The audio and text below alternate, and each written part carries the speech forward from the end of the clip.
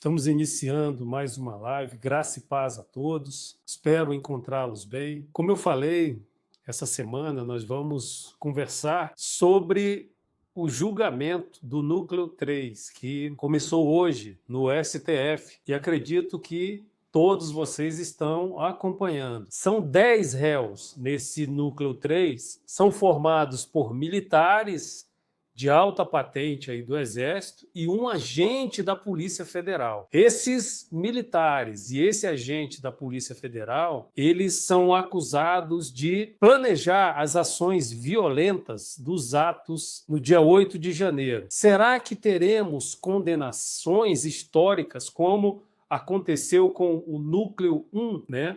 Qual vai ser, né, o destino desses militares, né? Qual será o destino desse agente da Polícia Federal que está nesse Núcleo 3? Fique comigo aqui até o final, que nós vamos falar um pouco sobre a situação deles e o que vai acontecer após esse julgamento, tá? Já comente aqui o que você acha. O que você acha desse julgamento? Vai ter condenação? A ampla defesa e o contraditório serão analisados, serão respeitados pela primeira turma do Supremo Tribunal Federal? É isso que a gente vai conversar aqui. Então, nós estamos falando nesse momento da ação penal 2696 do STF, que traz o Núcleo 3, formado por 9 militares de alta patente e um agente da Polícia Federal. Eles são acusados de planejar as ações táticas e coercitivas para impedir a posse do presidente eleito. É isso que traz a denúncia da Procuradoria-Geral da República. Eu sou César Freitas, advogado, sou mestre em Direito, especialista em Direito Militar, coronel da Reserva do Exército, fui assessor de ministro do Superior Tribunal Militar e estou todas as tardes aqui conversando um pouquinho com você sobre esses assuntos, criminal e militar, criminal comum, administrativo militar, mas nessa live específica nós vamos falar sobre esse julgamento do STF. O STF está, neste momento, se debruçando sobre o Núcleo 3, né? O Núcleo 3. E a gente vai falar um pouco sobre os integrantes desse Núcleo 3. Existe um oficial general, general de 4 estrelas, e coronéis, tenente-coronéis e um agente da Polícia Federal. O julgamento começou hoje, 9 da manhã, com transmissão ao vivo pela TV Justiça e pelo canal do STF no YouTube. O que você acha? Serão condenados? Vai ser mantida a mesma linha que já foi desenhada para a condenação do ex-presidente Bolsonaro? Comente aqui nessa live agora. Já curta, se você não me segue nas redes sociais, já me siga nas redes sociais, que você tem uma vantagem. Sempre que eu abro uma live como essa, o algoritmo manda uma mensagem diretamente para você e você pega o que a gente está conversando aqui desde o início, tá? Então, assim, vamos conversar um pouquinho. A Procuradoria-Geral da República sustenta que esses réus, esses 10 réus que compõem o Núcleo 3, eles integravam o núcleo de ações táticas e coercitivas da organização criminosa. Segundo a Procuradoria-Geral da República, eles foram responsáveis por planejar ações violentas para impedir a posse do presidente eleito, para mobilizar o aparato das forças do Estado para garantir o êxito do plano autoritário, destruir o patrimônio público tombado e promover uma instabilidade social. Isso é o que a Procuradoria traz na sua denúncia. Isso é o que está sendo colocado contra esses 10 agentes, essas 10 pessoas, agentes do Estado, né? São militares, né, das Forças Armadas e um agente da Polícia Federal, e onde os crimes que a Procuradoria aponta contra eles são tentativa de abolição violenta do Estado Democrático de Direito, tentativa de golpe de Estado, participação em organização criminosa armada e dano qualificado. Também há deterioração do patrimônio público tombado. A Procuradoria afirma, né, ter provas robustas, como gravações, mensagens digitais e manuscritos que mostram o envolvimento dessas pessoas direta nessas ações. O que você acha? Essa situação se confirma no seu entendimento, naquilo que você tem conhecimento? Isso é suficiente para condenar? Houve sim essas tentativas, houve esse caso de abolição violenta. Eu li e ouvi um comentarista muito importante, onde ele disse o seguinte: tentativa violenta de abolição do Estado Democrático de Direito não houve. Por quê? Quando você vê uma turba de pessoas avançando para a esplanada dos ministérios, né? E entra, né, no Supremo, entra no Palácio do Planalto, entra no Senado Federal. Aquilo dali, por si só, você pode colocar como deterioração do patrimônio e dano qualificado. A abolição violenta do Estado Democrático de Direito é muito mais amplo. Teria que ter ações que impedissem, né, por exemplo, a movimentação de aeronaves no espaço brasileiro como um todo. Então, assim, fechasse todo o espaço aéreo, fechasse as estradas, as rodovias, e isso não aconteceu. As telecomunicações impedissem que houvesse ali a manifestação, né, a proliferação de informações nas telecomunicações. Então, são essas ações muito maiores, coordenadas, que poderiam ensejar, sim, numa tentativa de abolição violenta do Estado Democrático de Direito. Uma turba de pessoas, né, marchando, né, em direção à esplanada dos ministérios e ali, numa determinada, ser insuflado e entrar e destruir o patrimônio público, não pode ser considerado, segundo esse comentarista, né, de uma tentativa violenta de abolição do Estado Democrático de Direito. E é isso que as defesas dos militares elas vão apontar. Elas estão focadas em anular todo esse processo e buscar a absolvição de todos esses réus. Por quê? Porque as defesas estão alegando cerceamento de defesa, quebra da cadeia de custódia das provas, falta de dolo específico, intenção de cometer o crime. É isso que eu acabei de falar aqui. Onde estão os elementos que essas 10 pessoas que estão sendo julgadas agora pelo STF tiveram toda essa intenção de cometer esses crimes, certo? Se quem puder ler o depoimento de algum deles, vão verificar que nem naqueles locais eles estavam.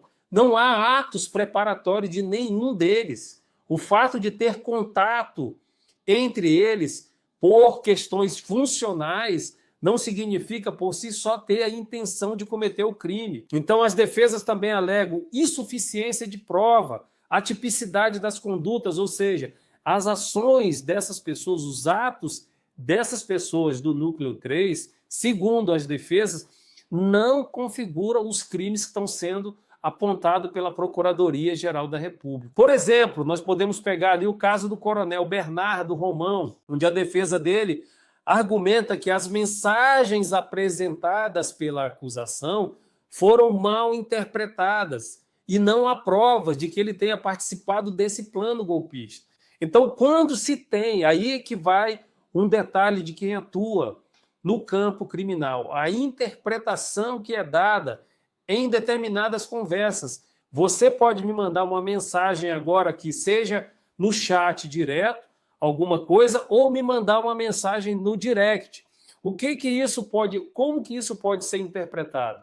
Muitas pessoas aqui, né, já me chamaram aqui, me apontaram aqui, de participar de um lado ou participar do outro lado. Eu não estou aqui de nenhum dos lados, eu estou aqui comentando fatos, que é exatamente o julgamento desse núcleo 3 que ocorre agora do Supremo. E é isso que as defesas estão trazendo. Então, uma frase mal colocada, descontextualizada, ensejando numa imputação criminal pesada contra essas pessoas. E é isso que tem sido visto em todos esses julgamentos, e as defesas estão trazendo isso, e as defesas não conseguem avançar com seus argumentos. Por quê? Porque estamos na instância máxima, que é o Supremo Tribunal Federal, a instância máxima de justiça do país, que está julgando. Isso é uma outra questão que as defesas apontam. Por que está sendo julgado já na instância máxima e de forma acelerada esse processo? Há um viés político nessa situação, porque próximo ano nós teremos eleições presidenciais. Quem me acompanha aqui, eu fiz uma outra live falando de 3 cenários, com a mudança, a saída do ministro Luiz Fux da primeira turma para a segunda turma. A primeira turma que está sendo julgado, esse núcleo 3 agora, hoje ela tem 4 integrantes, que é o presidente, o ministro Flávio Dino, o relator do processo, o ministro Alexandre de Moraes, o ministro Cristiano Zanin e a ministra Carmen Lúcia. Esses 4 ministros estão alinhados já com seus votos declarados em outros núcleos, o núcleo 1, que já foi julgado nesse processo, o núcleo 4, que também já foi julgado nesse processo, e todos esses ministros alinhados no sentido da condenação. Vejam só, por exemplo, a defesa do general Teófilo, o que ela afirma? Afirma que não houve envolvimento direto dele em qualquer tipo de ação. E essas acusações contra ele se baseiam completamente em suposições. E por que eram suposições? Quem sabe, quem acompanha um pouco, o general Teófilo era o comandante de operações terrestres. E ele, como comandante de operações terrestres, ele não tem tropa na mão dele. As tropas só se movimentam com ordem do comandante do Exército. Não foi proferida essa ordem de movimentação de tropa, nenhuma situação como essa.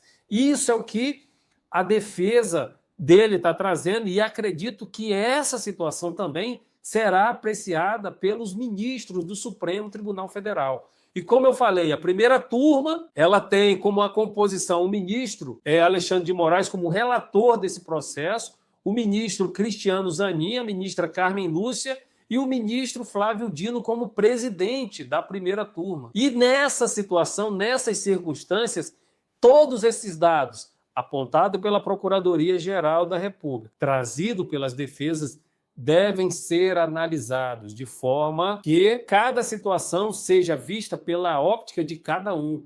A situação na óptica da acusação, o juiz ele tem que se tornar distante dessas visões para trazer uma decisão concreta de acordo com as provas carreadas aos autos, e não por mera interpretação.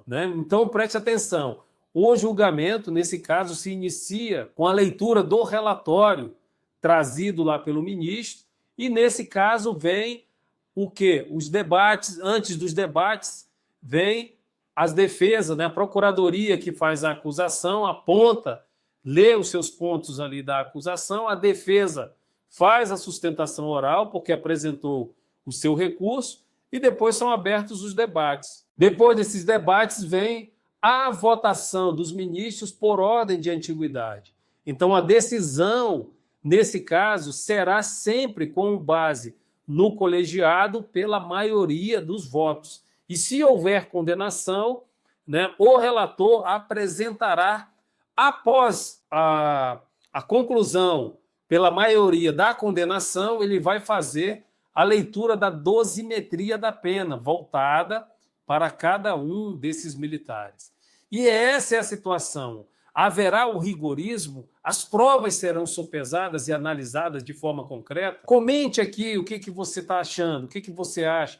Eu continuo falando sobre essa situação de cada um desses acusados, as defesas, o trabalho que essas defesas estão se debruçando sobre mais de 70 terabytes de dados probatórios que estão carreados nesses autos, com pouco tempo. Quando eu falo pouco tempo, é porque o julgamento começou esse ano, muita coisa já foi trazida, inclusive há decisões do ministro Alexandre de Moraes afastando dados juntados pela Procuradoria em fase de alegações finais. Então, assim, não pode, existe uma fase antes das alegações finais que é permitido que tanto a defesa quanto a acusação apresentem provas sobre os seus argumentos, sejam para argumentos da Procuradoria para condenar, sejam os argumentos da defesa para absolver. Quando se fecha essa fase, não se pode mais trazer dados probatórios, a não ser que sejam dados achados de forma posterior e sejam imprescindíveis para trazer uma absolvição, para a absolvição e não para a condenação. Esse foi o entendimento do ministro, que a Procuradoria trouxe dados em fase de alegações finais e esses dados foram afastados. É muito importante ter, né, o rito processual, né, ser seguido, ser respeitado, para que essas pessoas tenham um julgamento justo. Se é que o julgamento será justo na visão de cada uma das defesas. Então, esse julgamento, sim, ele vai estar analisando questões além da condenação e da absolvição dessas pessoas. O que o Supremo está trazendo como uma mensagem geral para toda a nação brasileira, para todo mundo, é que ninguém está acima da lei, a consolidação da ordem democrática no Brasil, a responsabilidade de cada um dos agentes do Estado está determinada pela lei, pela Constituição Federal, a confiança nas instituições que estão sendo, né, passadas a crivo nesse caso. O Supremo está sob essa situação de desconfiança por causa desse julgamento, está trazendo um desgaste muito grande sobre, não apenas do Supremo, mas as questões também de outras instâncias da justiça. Então, assim, essa decisão, né, ela tem um impacto enorme e histórico, né, no Brasil, dessas contextualizações. Eu faço um estudo, eu verifiquei algum tempo atrás, numa época onde militares foram punidos disciplinarmente, há muitos anos atrás, ainda antes da Constituição de 88. Então, houve um general que atuava, trabalhava no Palácio do Planalto, e esse general foi punido disciplinarmente, houve uma punição. Esse general ingressa na Justiça e a Justiça Federal mantém a punição que foi dada naquela época. Não houve situação de crime militar, não houve situação de crime comum, não houve situação de tentativa de abolição do Estado Democrático de Direito. Naquela época não era isso. Era simplesmente situações que foram analisadas administrativamente e foram negadas. Foram analisadas pela Justiça Federal e a Justiça Federal manteve a decisão administrativa e o fato não ensejou em crime militar. Então, essa é a situação que nós estamos vendo aqui, estamos acompanhando. Então, logo que eu tiver o resultado e tiver acesso, o que for disponibilizado do voto ou trechos do voto do ministro Alexandre de Moraes sobre esses fatos, sobre essa condenação, eu vou trazer aqui para vocês e estarei atualizando com essas lives ao longo da semana. A live de hoje, estou trazendo a live de ontem, foi sobre esse tema, e estarei acompanhando e trazendo novidades para vocês sobre esse tema. Então, para acompanhar tudo ao vivo aqui, análise dessas situações, me siga no perfil, certo? Me siga no perfil, curta essa live agora, né? Deixe o seu comentário aqui, porque eu quero saber a sua opinião. E se você não me segue, eu tenho outros materiais, outros vídeos publicados que tratam de temas como esse de condenação. Ontem eu fiz uma live, deu 15 minutos a minha live aqui, porque eu tinha um atendimento aqui urgente. Então, a pessoa me procura, eu vou preparar depois um material sobre, né, não trazendo os dados da pessoa, mas o caso era muito, muito interessante, que eu vou preparar uma live e trazer exclusivamente. Está focado na questão de crime militar sendo apurado numa fase inicial de um processo administrativo de sindicância. Então, tem relações com essa situação do julgamento do núcleo 3? Óbvio que tem, porque estão analisando as questões probatórias que estão nascendo agora. Então, todas as provas que podem ser favoráveis aos acusados, elas devem ser trazidas lá no início, devem ser apontadas pela defesa lá no início, no primeiro momento que o advogado é chamado para falar dos autos, ele tem que apontar todas as provas, porque isso pode ser a tábua de salvação de qualquer uma das pessoas acusadas em qualquer processo, em qualquer instância da justiça. Tá bom? Eu sou César Freitas, advogado, eu sou mestre em Direito, especialista em Direito Militar, coronel da Reserva do Exército, ex-assessor de ministro do Superior Tribunal Militar e tenho o escritório com sede aqui em Brasília, atendendo em todo o Brasil. Se você quer saber um pouco mais, siga o meu perfil nas redes sociais e mande uma mensagem no direct que nós conversaremos, tá bom? Amanhã eu trago mais informações sobre esse julgamento que se iniciou hoje no Supremo Tribunal Federal. O julgamento do núcleo 3, né, das pessoas, 10 pessoas envolvidas nesse julgamento, são 10 réus, 9 militares e um agente da Polícia Federal acusado de ser o núcleo, o braço, né, de ações táticas, né, de tentativa de buscar aí impedir, né, a posse do governo eleito, tá? Então fiquem com Deus, estaremos juntos aí, e eu estarei com você amanhã em nome de Jesus, se Deus quiser, que Ele há de querer, tá bom? Até amanhã.